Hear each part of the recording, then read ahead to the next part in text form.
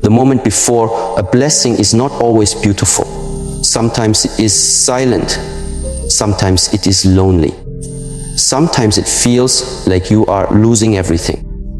But this is how the divine cleans your hands, so you can hold something greater. Before God gives you more, He teaches you how to need less. In life, we often imagine divine blessings arriving with noise, celebration, applause, abundance. But in truth, when something sacred and significant is being prepared for a woman, what precedes it is often a mysterious stillness, a quiet unraveling. Not because she is being punished, but because she is being realigned. And the real sign: her response shifts. She no longer reacts the way she used to. Her nervous system begins to speak a new language, the language of trust. When God is about to bless a woman with something big, the first sign she may notice is an internal disturbance, a discomfort that shakes the core of her being. In this moment, everything she thought she knew about her life, her purpose, her roles, everything seems to be in flux. She might begin to feel restless, uncertain, and perhaps even overwhelmed. But it is in this disturbance, this internal discomfort, that the sacred preparation begins. It is not a punishment, not a random event.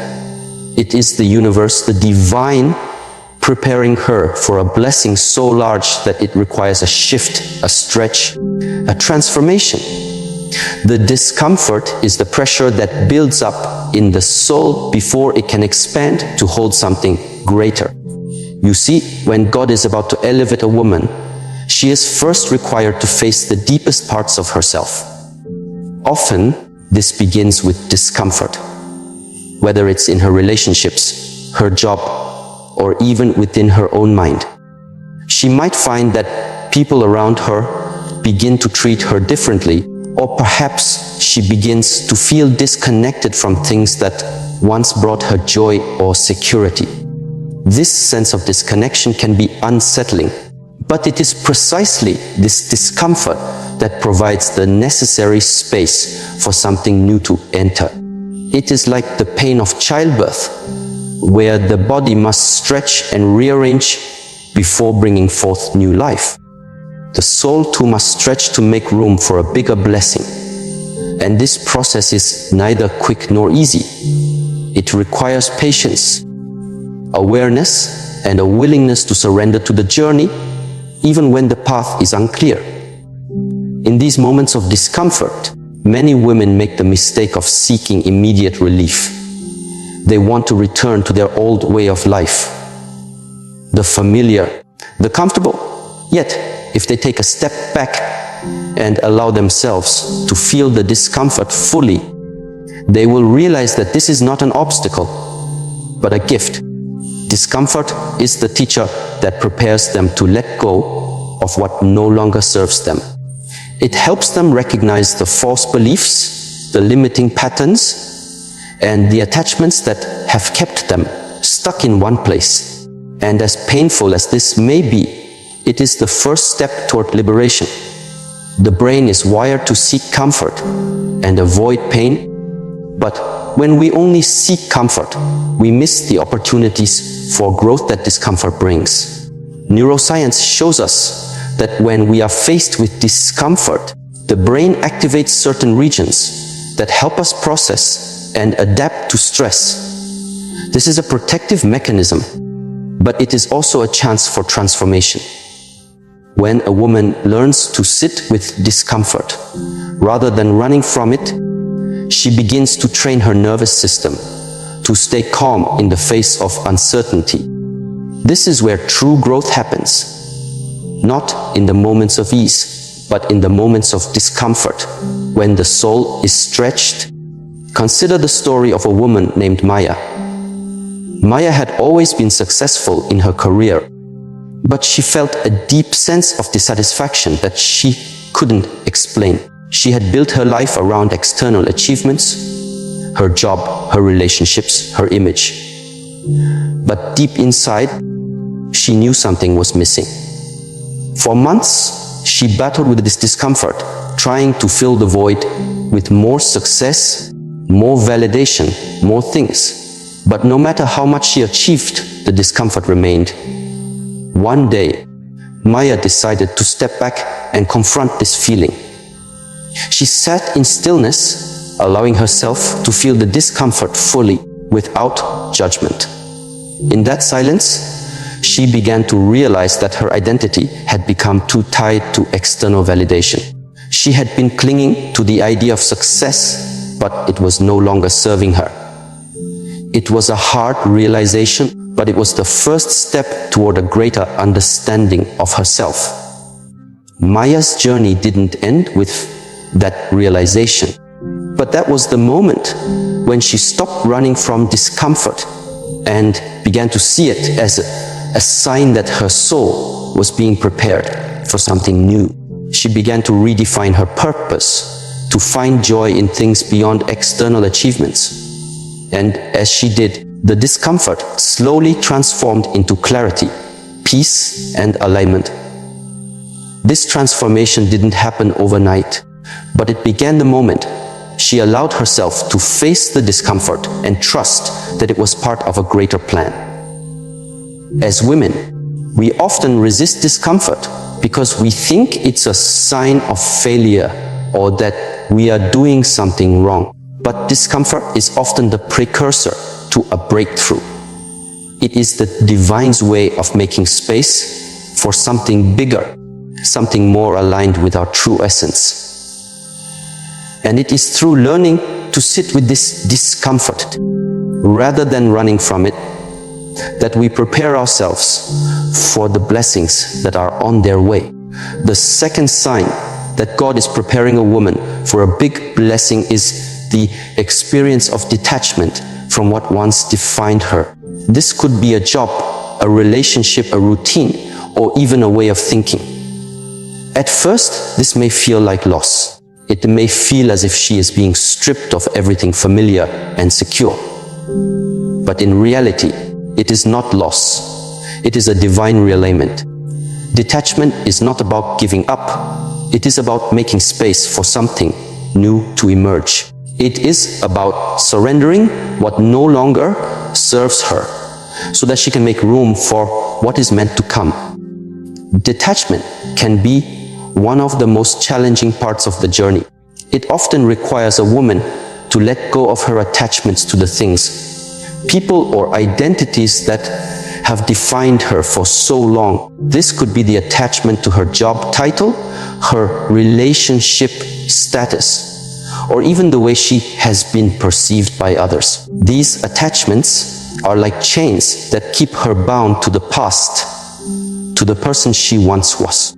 But when God is preparing her for something bigger, she will begin to feel the pull to release these chains, even if it feels uncomfortable or scary. This is where the real transformation happens. Detachment is not about becoming cold or indifferent. It is about releasing the need for external validation and embracing the inner knowing that what is meant for her will find its way. This is where faith comes into play. Faith is not just about believing in something outside of ourselves. It is about trusting in the wisdom of our own soul and knowing that what is being taken away is making room for something better. When a woman detaches from what no longer serves her, she experiences a sense of freedom. She is no longer bound by the expectations of others, the weight of her past, or the fear of the unknown. Instead, she stands in her power, knowing that she is worthy of what is to come. This shift in perspective allows her to attract the people, opportunities, and experiences that are aligned with her highest good. The process of detachment can be likened to a tree shedding its leaves in the fall. The tree doesn't mourn the loss of its leaves. It knows that the shedding is necessary for new growth. Similarly, when a woman detaches from the things that have defined her, she is creating space for new growth, new blessings, and new opportunities to flourish. There is a woman I once knew named Grace, who had spent decades building a successful career in a corporate environment. She was well respected and admired for her achievements, but deep inside, she felt a quiet yearning for something more. It wasn't that she didn't enjoy her work, but she knew that there was more to life than just climbing the corporate ladder. Over time, she began to feel a sense of detachment from her job. She didn't feel the same excitement or fulfillment she once did. At first, she resisted this feeling, thinking that it was a sign of failure. But as she took time to reflect, she realized that her soul was asking her to let go of her attachment to her career. It wasn't that her work was bad or wrong. It simply wasn't aligned with her deeper calling anymore. Grace made the difficult decision to leave her job and pursue a path that felt more authentic to her. She didn't have all the answers, but she trusted that this detachment was leading her to something greater. Over time, she began to explore new passions, learn new skills, and build a life that was in alignment with her true purpose. And as she did, she attracted new opportunities, new people, and a deep sense of fulfillment that she had never experienced before. Grace's story is not unique. Many women, at some point in their lives, experience a sense of detachment as they outgrow certain roles or identities. It can be a painful process, but it is also a necessary one. Detachment creates space for something new to enter, and when we learn to embrace it, we find ourselves in the flow of life, open to receiving the blessings that are meant for us. Detachment also teaches us to embrace impermanence. Everything in life is in a constant state of flux: relationships, careers, even our own identities. When we cling too tightly to the things that once defined us, we block the flow of new blessings. But when we learn to let go, we create room for the new to emerge. And in this process, we learn to trust the divine timing of life, knowing that what is meant for us will always find its way. Detachment from what once defined her is rarely a moment of celebration. More often, it is a quiet, sacred moment of internal shift, a moment that a woman may not even notice at first. It begins subtly. The conversations she used to enjoy start to feel shallow. The daily routines that once gave her a sense of identity now feel like a performance. The roles she played so well, partner, mother, leader, caretaker, start to feel like garments that no longer fit. There's nothing inherently wrong with these roles, but something inside her begins to whisper, "You are more than this." And that whisper, though gentle, is unrelenting. This is the beginning of detachment, not because she has stopped caring, but because she has started waking up. When the divine prepares a woman for a blessing far greater than what she has imagined, there is often a clearing, a release. From the outside, this can look like her pulling away from familiar environments or people. But within, something deeper is happening. Her inner compass is realigning, pointing her towards something more authentic. This realignment requires space, and space cannot be created without letting go. Letting go is not always a dramatic act. Sometimes it looks like no longer forcing conversations that don't nourish her. Sometimes it looks like no longer chasing approval in relationships where she is not seen. Sometimes it's simply the internal act of no longer needing to prove herself to anyone, including herself. This quiet detachment can be unsettling, especially for a woman who has built her identity on being reliable, needed, and constantly available. In many cultures, women are taught to define themselves by how much they can give. But at some point in her life, A woman who is destined for something sacred will begin to feel the weight of this. Not because giving is wrong, but because she realizes she has been giving from a place that is disconnected from her own truth. One morning, she may wake up and feel a sense of emptiness, not because her life is empty, but because her soul is asking for a deeper kind of nourishment. This is not a sign of failure. It is a sign of awakening. There's a Zen teaching that says, when the cup is full, stop pouring. Many women have lived years pouring into everything around them. Relationships, jobs, communities, while never stopping to examine whether the cup they're filling is actually their own. Detachment begins when she finally pauses and asks, what am I pouring into? And is it giving anything back? At first, she may feel guilt. Society tells her that pulling back means she's selfish or ungrateful. But emotional maturity teaches her that honoring her soul's truth is not selfishness, it's alignment. And alignment is the only place from which real love, real purpose, and real peace can grow. Consider Elena, a woman in her 50s who had built a life around caring for others. A devoted wife, a nurturing mother, a loyal employee. She rarely took time for herself, believing that her worth was tied to her usefulness. Over time, however, she began to feel invisible in her own life. She wasn't angry, just tired. One evening, after cooking dinner and cleaning the kitchen in silence, she looked in the mirror and whispered, I don't know who I am anymore. That moment, though painful, was sacred. It marked the beginning of her detachment, not from her family, but from the idea that her identity had to be tied to how much she gave to others. She began making small changes, walking alone in the mornings, reading again, exploring painting, which she hadn't done since her 20s. She didn't announce these changes. She simply began honoring the quiet voice inside her that had long been silenced.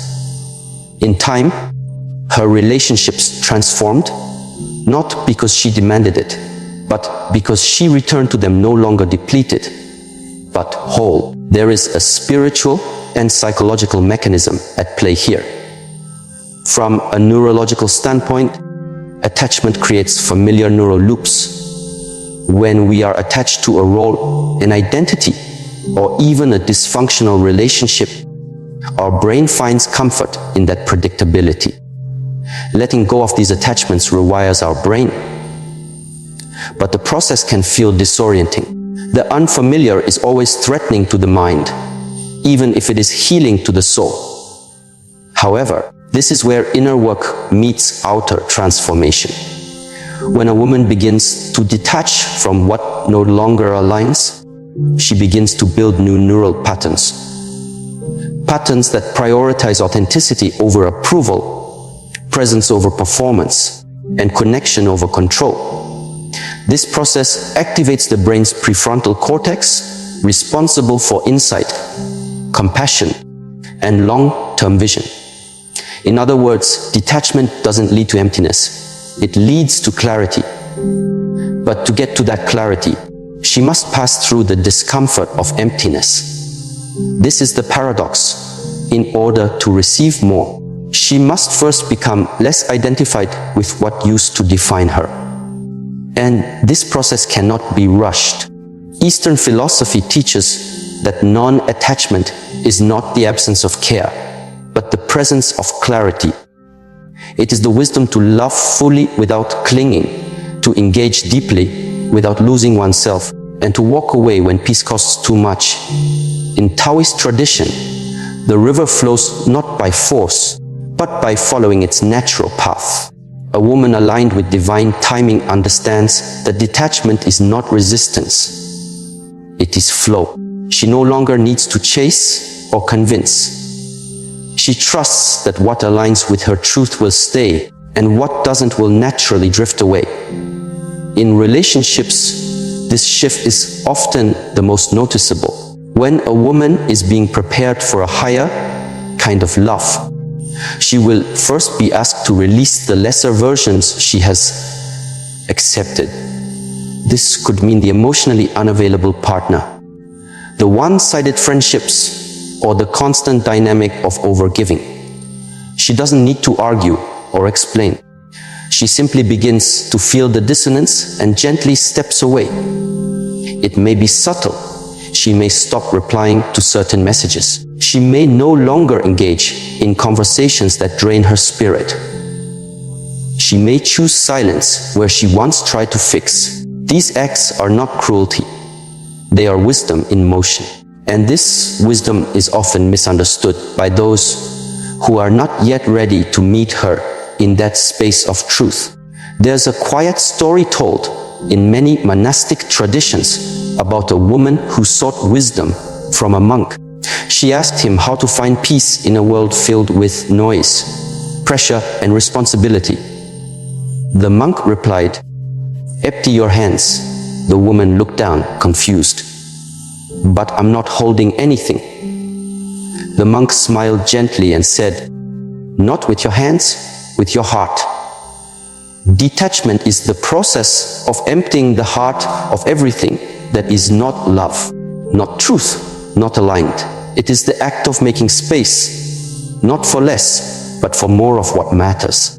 This emotional clarity begins to reflect in her posture, her breathing, her presence. When a woman no longer clings to false identities, her nervous system begins to calm. Her breathing becomes deeper, more grounded. Her shoulders soften, her voice steadies. Presence returns. She no longer rushes to respond, react, or prove. She moves with deliberateness, not because she is guarded, but because she is centered. There is a powerful physiological shift that occurs when detachment becomes embodied. The parasympathetic nervous system, responsible for rest and regulation, becomes dominant. This shift lowers stress hormones like cortisol and increases oxytocin, the hormone of bonding and connection. Ironically, the more detached she becomes from ego-based relationships, the more authentically she can connect. Detachment does not kill intimacy, it purifies it. This is why many women who undergo this transition find themselves attracting different kinds of people. Their conversations shift from gossip to growth.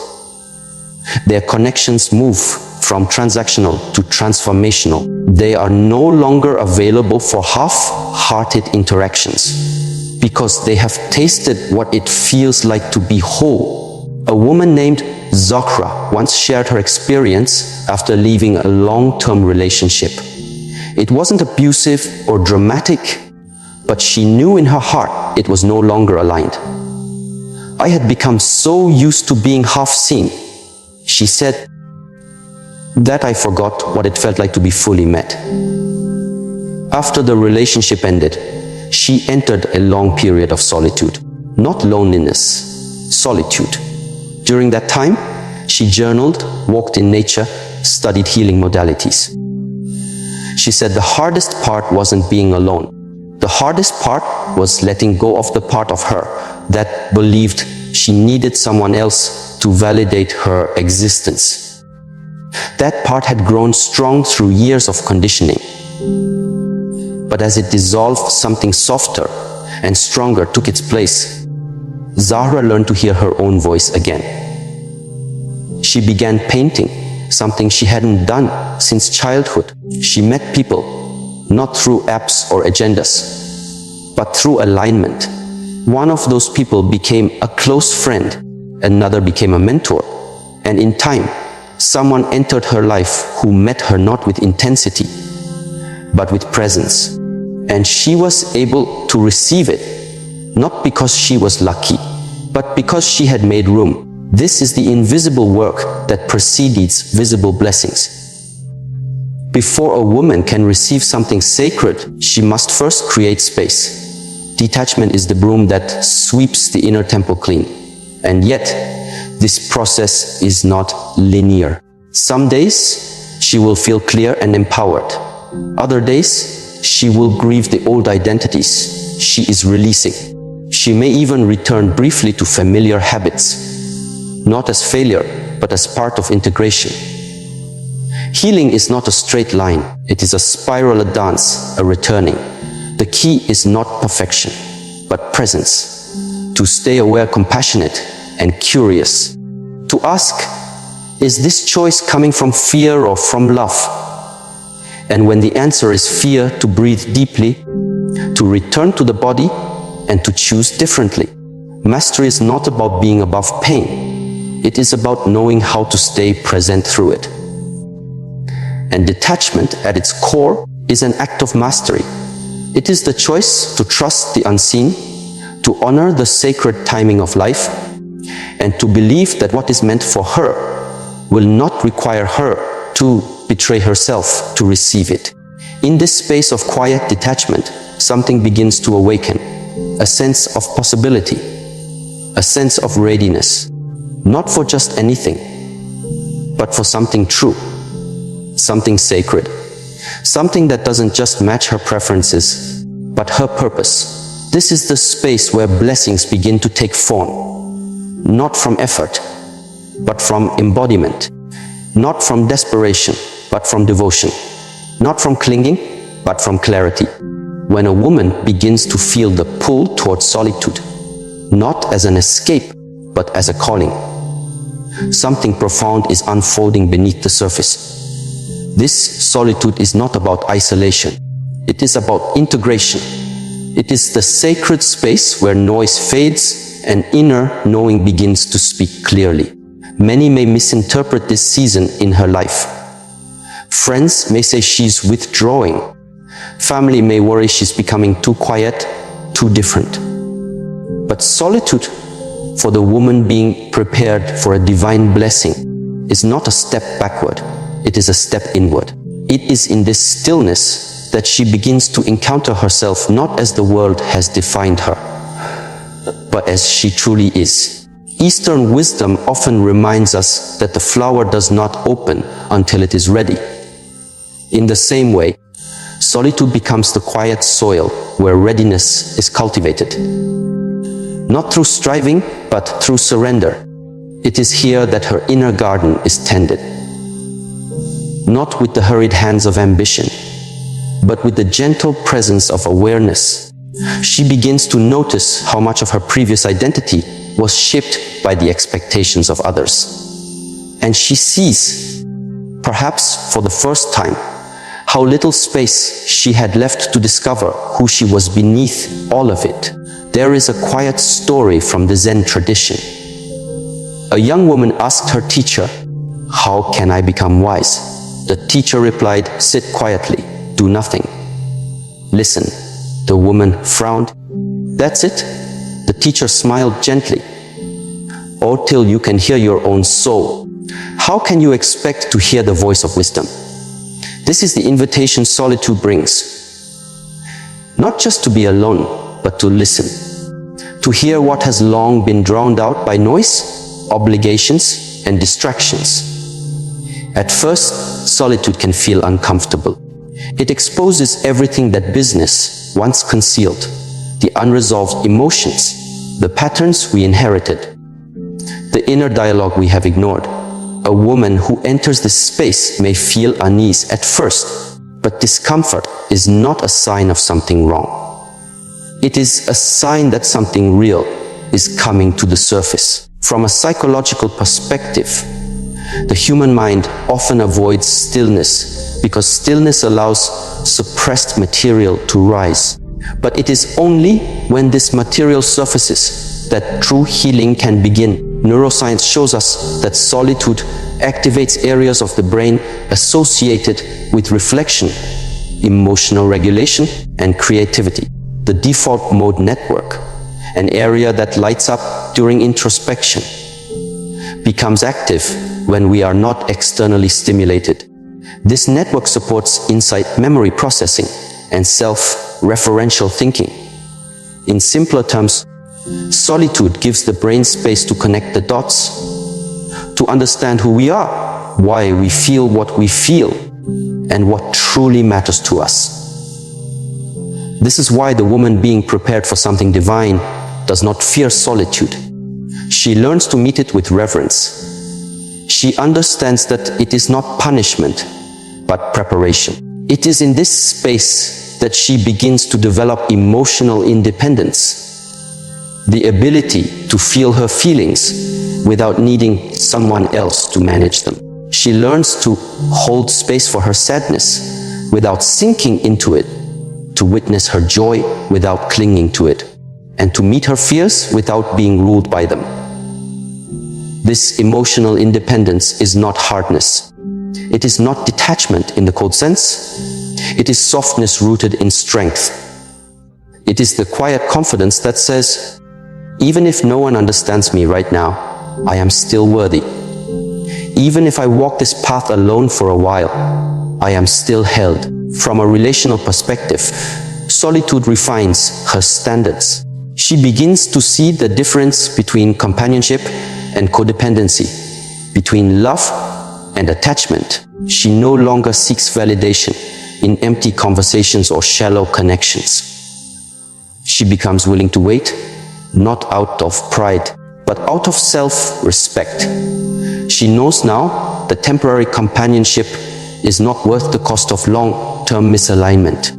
Consider the story of Amara, a woman in her early 40s who, after a painful breakup, chose to spend a year in solitude, not in complete isolation, but in intentional quiet. She stopped dating. She reduced her social circle. She committed to weekly walks by the lake near her home and daily meditation. At first, she said, the silence was deafening. Her phone, once always buzzing, grew quiet. Her evenings, once filled with company, became spacious. I felt like I was disappearing, she said. But over time, she realized something else was happening.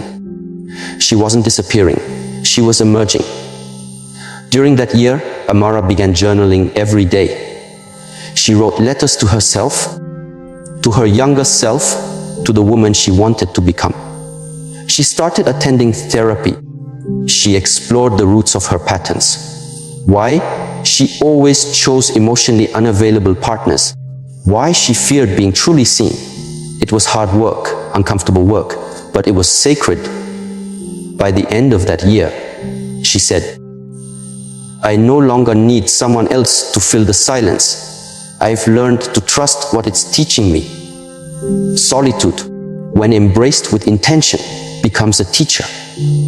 It teaches patience, because growth does not happen on demand. It teaches humility, because the ego's narratives begin to dissolve in quiet. And most importantly, it teaches discernment, because when the noise fades, truth becomes clearer. In Eastern practices, solitude is often seen as a form of spiritual discipline. Not because one must separate from the world, but because to engage the world with clarity, one must first disengage from illusion. Illusion here means the beliefs, roles, and attachments that cloud perception. When a woman sits alone long enough, the illusions begin to crumble. She starts to see where she has been compromising her truth to be accepted. She begins to see how often she gave away her energy just to avoid feeling lonely. And in that seeing, she begins to reclaim herself. In solitude, the body also begins to shift. The nervous system, often overstimulated by constant engagement, begins to regulate. Heart rate stabilizes. Breathing deepens. The mind becomes less reactive. Presence becomes natural rather than forced. This physiological calm translates into emotional clarity. She can now distinguish between a reaction and a response, between fear and intuition. And this clarity is what prepares her for what is coming. There is a sacred irony here. The very solitude that others may fear is what makes her magnetic. Not in a superficial way, but in an energetic way. She becomes a woman whose presence soothes. She listens more deeply, speaks more truthfully, moves more intentionally. She no longer needs to prove anything. Her stillness becomes her power. This is the kind of woman who enters a room and changes it without saying a word. Not because of what she's wearing or how she looks, but because of how she's being. There is peace in her eyes, groundedness in her posture, integrity in her voice. And others feel it, even if they can't name it.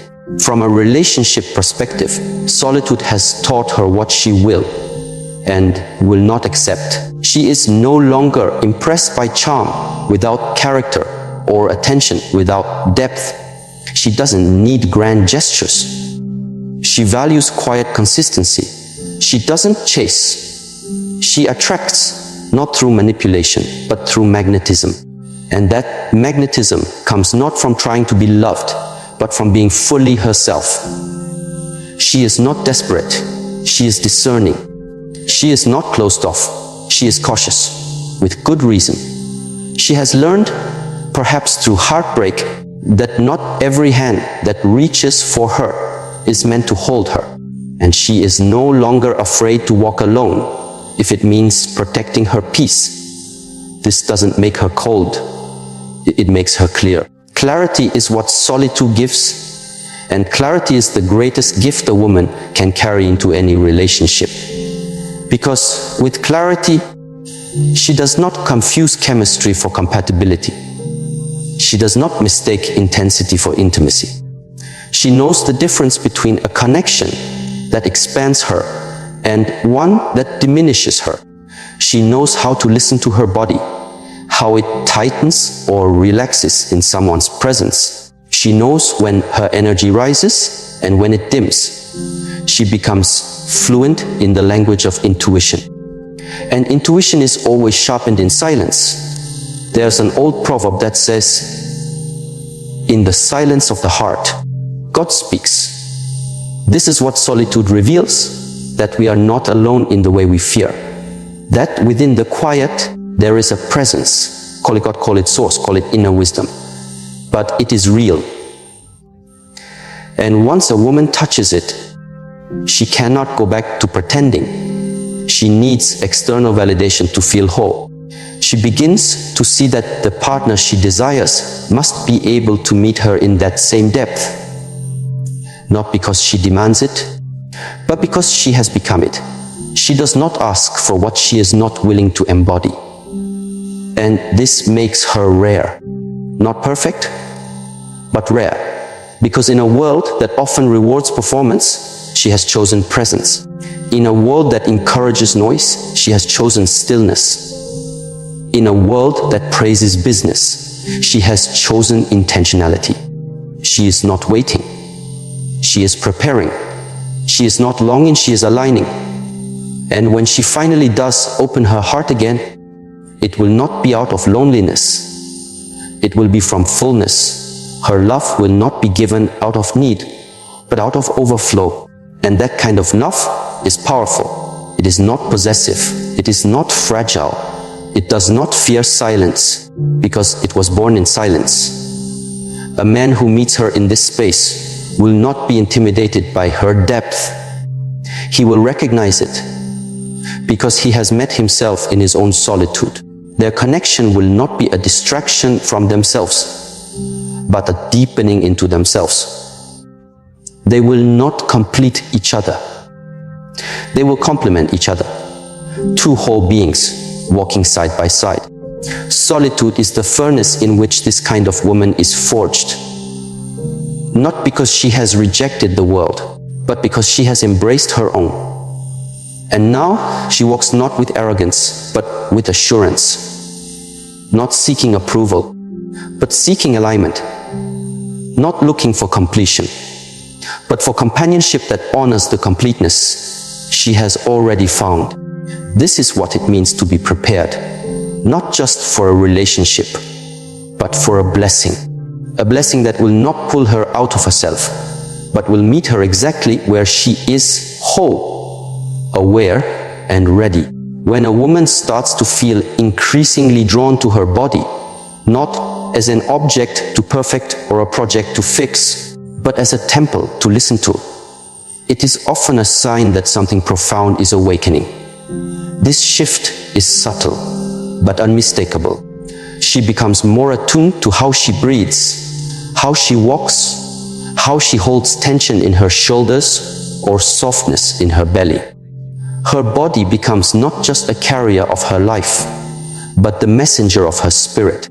She may not yet understand why she suddenly craves deeper rest, cleaner foods, more movement, or moments of stillness, but the longing is not random. It is intelligence rising from within. It is preparation. Physiologically, the body stores memory. This is not metaphor, but science. Every experience, every emotional imprint, every unspoken word and unlived truth is recorded not just in the mind, but in the fascia, muscles, nervous system. Somatic psychology teaches us that unresolved emotional pain often manifests physically: tight hips from suppressed grief, clenched jaws from years of silence, shallow breathing from long-held anxiety. And so, when a woman begins to turn her attention inward and becomes curious about her body's signals, she is not being self-indulgent. She is becoming self-aware. This journey toward embodiment is sacred. In many Eastern traditions, the body is not seen as separate from spiritual practice, but as the very vessel through which it unfolds. Mastery of the self is not achieved by transcending the body, but by becoming fully present in it. In Taoist philosophy, the body is the garden where the energy of heaven and earth meet, and to live in disharmony with the body is to create misalignment, not only physically, but emotionally and relationally as well. When a woman starts waking up with the urge to stretch rather than scroll, to sit in silence rather than consume, to nourish rather than numb, it is her nervous system asking for regulation. It is her intuition whispering that her future will require a level of presence she cannot fake. Real love, real purpose, and real blessing do not land in a disembodied life. They require a grounded one, and grounding begins with presence in the body. Neuroscience now confirms that deep, conscious breathing and slow, mindful movement directly affect the vagus nerve, the main highway between the brain and the body that governs emotional regulation. Heart rate variability, digestion and immune response. In moments of stress or threat, the body tightens, the breath becomes shallow, the mind becomes hyper-vigilant. But with intentional breath work, a walk in nature, a slow yoga flow, or even placing a hand over the heart and offering conscious attention, the parasympathetic nervous system activates, signaling safety, connection, and receptivity. This physiological shift is not only healing, it is magnetic. A woman who lives in her body sends out a different signal. She radiates kosher energy, feels safe. She does not speak from tension, but from tone. She listens not only to words, but to resonance. In a relationship, this becomes her quiet superpower, because when she is embodied, she is no longer easily manipulated by outer noise. She can sense when something is off, even if it sounds right. She can feel the difference between sincerity and performance. She doesn't just hear what's said, she feels what is meant. This embodiment also creates a kind of emotional sovereignty. She stops outsourcing her power to someone else's attention or approval.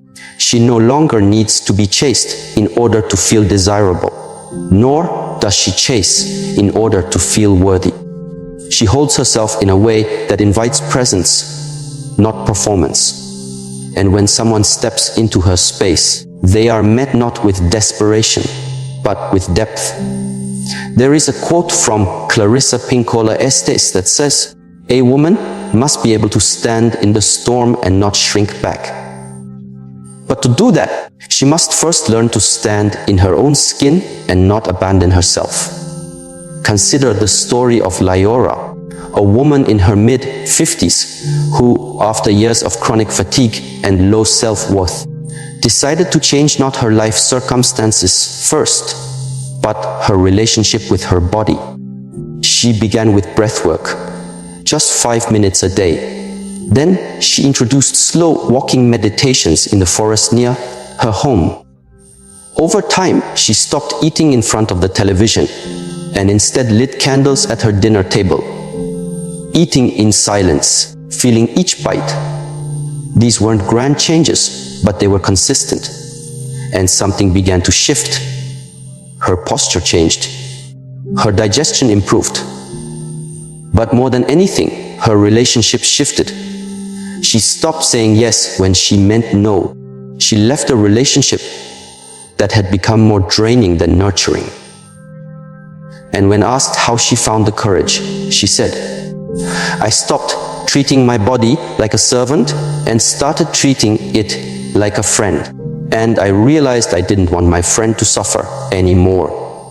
This kind of embodiment creates alignment between body, mind, and emotion. And in this alignment, something sacred happens. Desire becomes discernment.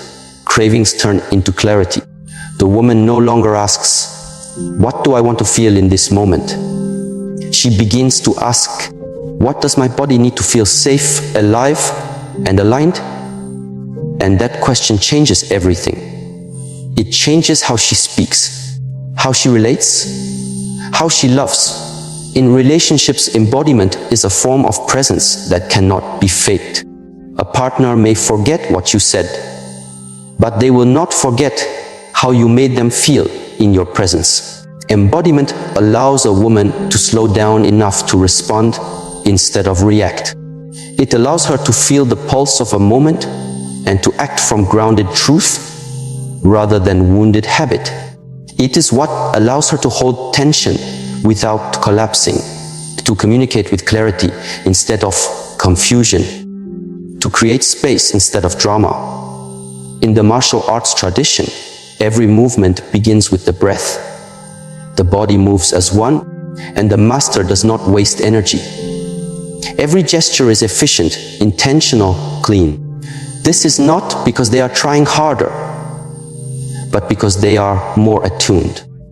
A woman in her body becomes a master of her space. She doesn't need to dominate it. She becomes it. She doesn't need to be the loudest in the room. She becomes the most aligned. There's a story in the Japanese art of kintsugi where broken pottery is repaired with gold. The cracks are not hidden, but highlighted, because the vessel is not less valuable after breaking. It is more. This story reflects the journey of embodiment. Many women come into their bodies only after breaking, through illness, heartbreak, betrayal, or burnout. And yet, in listening to the body's whispers, then its cries, then finally its wisdom, they begin to heal. The gold in this case is, and awareness is what prepares her to receive what is sacred. Imagine a woman who once ignored her body's fatigue to keep everyone else comfortable, who once tolerated disrespect because she believed her worth came from being chosen, who once numbed her intuition because it made others uncomfortable. Now, that woman begins to breathe more deeply. She begins to feel the ground beneath her feet. She learns to soften her belly, to unclench her fists, to speak slowly, not out of fear, but out of reverence for her own nervous system. She realizes she cannot rush her way into peace. She must relax into it. And in that relaxation, she becomes more magnetic, not because of appearance, but because of energy. People feel different in her presence. They slow down, they listen more, they feel seen. This is not seduction, it is coherence. And coherence is healing. A coherent body becomes a tuning fork for truth. It does not betray itself for belonging. It does not twist itself into shapes for approval. It does not override its own signals. It becomes a compass. And this compass is essential for discerning who to trust, what path to take, and what blessings are truly aligned. When the body says yes, it expands. When it says no, it contracts. But if we have spent a lifetime overriding those signals, we no longer trust ourselves. Embodiment is the journey of remembering that the body is not a liar. It only speaks in sensations, not in words. And those sensations are the language of soul. A woman who becomes fluent in this language will not be easily swayed by flattery. She will not be seduced by potential. She will sense whether someone's energy calms her or confuses her, whether they bring peace or provoke anxiety. And this sensing is not paranoia. It is protection. It is presence. This is the wisdom of embodiment. It is not loud. It does not demand. It simply knows. And in that knowing, she begins to honor herself. She says no without guilt. Yes without fear. She chooses presence over performance, depth over distraction, rest over rush. In relationships, this woman becomes a sacred mirror. Her embodiment reflects where others are disembodied. And while that may intimidate some, it will also awaken others. She doesn't need to teach with words.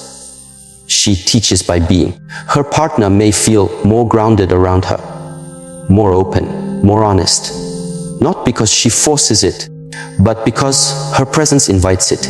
This is not about being perfect. It is about being honest. Being embodied does not mean she never feels fear. It means she feels it and doesn't abandon herself.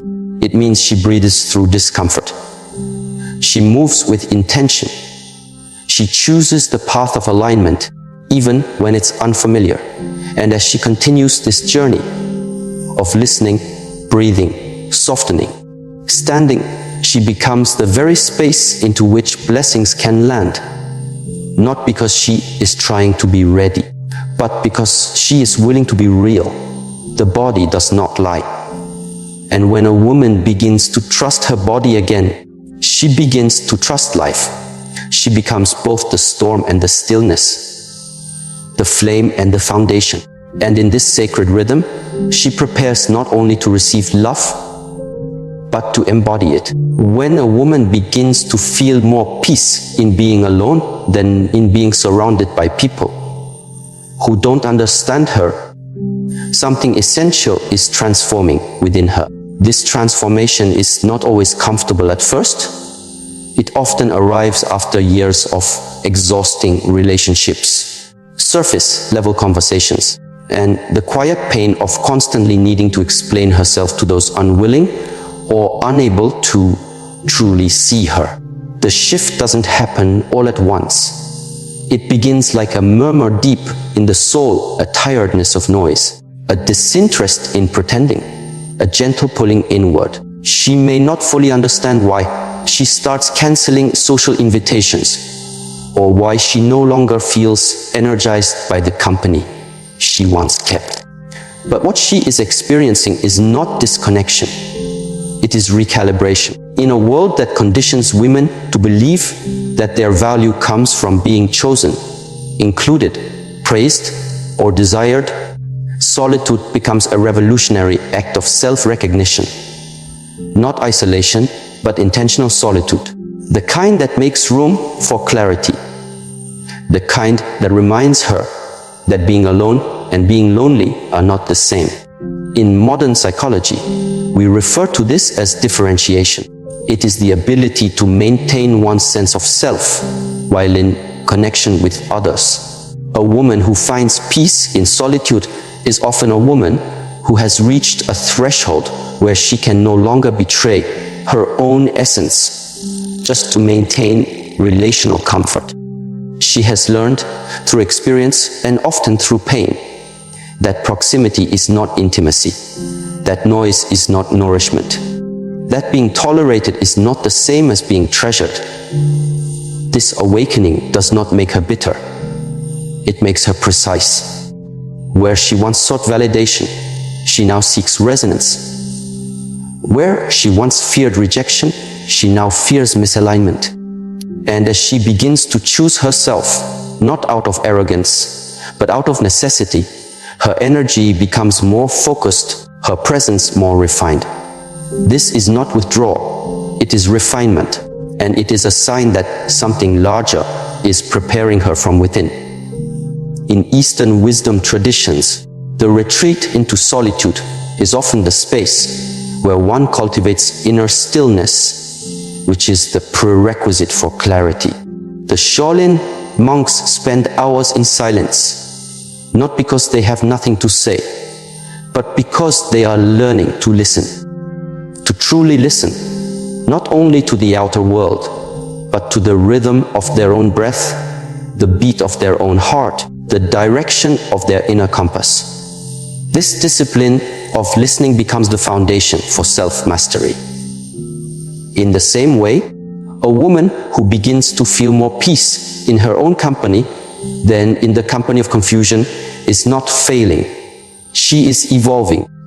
Relationships are sacred, yes, but not all relationships are meant to go with us into every season. There are people who walk with us for a time, but whose presence becomes disruptive once we begin to rise. This disruption often appears as fatigue, self-doubt, or emotional constriction after spending time with them. Our nervous system responds before we even understand why.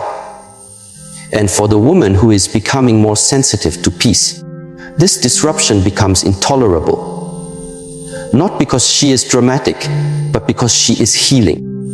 And healing sharpens our inner receptors for truth. There is a story of a woman named Alina who spent years in what appeared to be a healthy relationship. On the surface, everything seemed fine.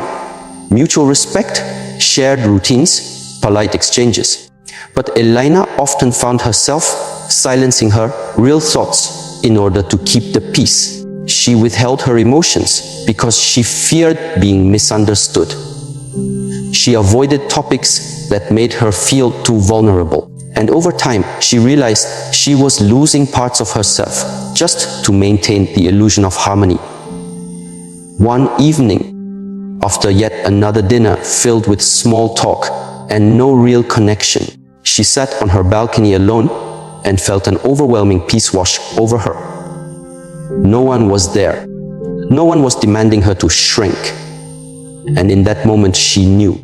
The peace of solitude was more nourishing than the performance of togetherness. This kind of peace is not apathy, it is alignment. When a woman learns to love her own company, she becomes less willing to entertain energies that disturb her inner harmony. She no longer needs to be seen to feel real. She no longer needs to be held to feel whole. She knows how to regulate her own emotional state, and this regulation creates a kind of freedom that cannot be replicated by external attention. It is the freedom of coming home to oneself. From a neurological perspective, the capacity to be alone and at ease is a sign of a well-regulated nervous system. In early childhood development, the presence of a safe, attuned caregiver allows the infant to internalize safety and self-soothing. But many women grow up without this foundation. Instead, they learn to attach anxiously, constantly scanning for connection, approval, or abandonment. When this attachment style persists into adulthood, solitude can feel unbearable. But as she begins to heal, often through therapy, meditation, or mindful embodiment, she develops what is called secure attachment to the self. She becomes her own safe space. This self-regulation, calming herself through breath, stillness, or body awareness, is not just a coping strategy, it is a powerful magnetism. Because in a relationship, emotional independence becomes the ground for emotional intimacy. A woman who can sit in silence without panic, who can process her emotions without exploding, who can express her needs without manipulation. She becomes a rare and stabilizing force. She no longer projects her chaos onto others. She carries her center with her. and this center becomes the sanctuary from which she relates. This is why the peace found in solitude is so sacred. It is not the absence of relationship, but the preparation for sacred ones. Relationships formed from inner stillness are different. They are not based on urgency, fantasy, or filling a void. They are based on resonance, shared values, and mutual embodiment. And a woman who finds peace in solitude will not settle for a relationship that feels like noise. There is a poem that says, "I sat with my soul until I fell in love with her." This is the essence of the shift. The woman who once anxiously waited for a message, who once accepted crumbs just to feel connection, who once tolerated confusion as a substitute for intimacy. She now lights a candle and writes in her journal. She plays music that speaks to her spirit. She walks through the forest and lets the silence answer her questions. And in doing so, she becomes a woman who no longer asks, "Will someone love me?" but rather, "Will this love align with my peace?" This is not loneliness. This is sovereignty. And in this state, she is not against love. She is preparing for it. She is no longer afraid to walk away from conversations that drain her. She is no longer willing to explain her worth to those committed to misunderstanding her. She is no longer seduced by charm if it does not come with consistency. She waits not in desperation, but in discernment. In practical terms, this might look like choosing a quiet evening over another social gathering that leaves her feeling empty. It might look like ending a situationship that brings more confusion than clarity. It might look like declining a second date, even if he checks all the boxes, because something in her body does not feel safe. And in making these choices, she is not being picky. She is being protective of her peace.